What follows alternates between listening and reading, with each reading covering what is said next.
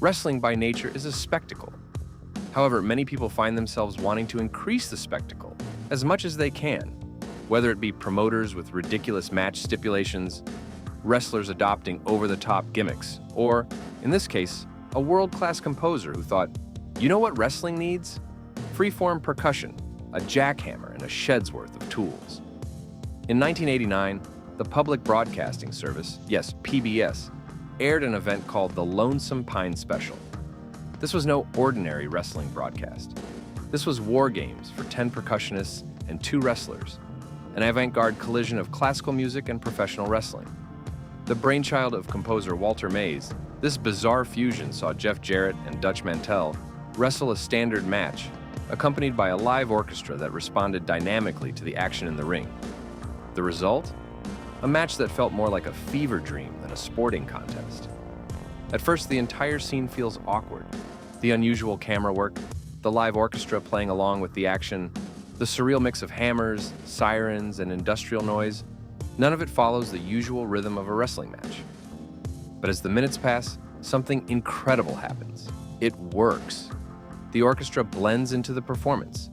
The wrestlers lean into the chaos, and the crowd, at first unsure, starts to get swept up in it. The entire experience feels like a David Lynch film. Unreal, mesmerizing, and impossible to look away from.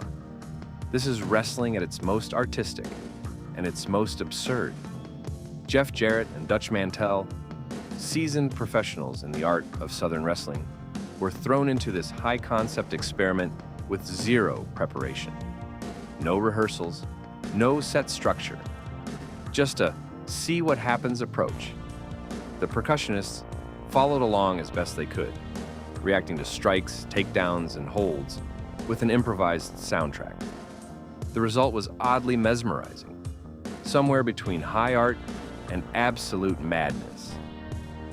As the match progressed, Mantell, playing the villain, did what any good wrestling heel would do. He turned his attention to the band.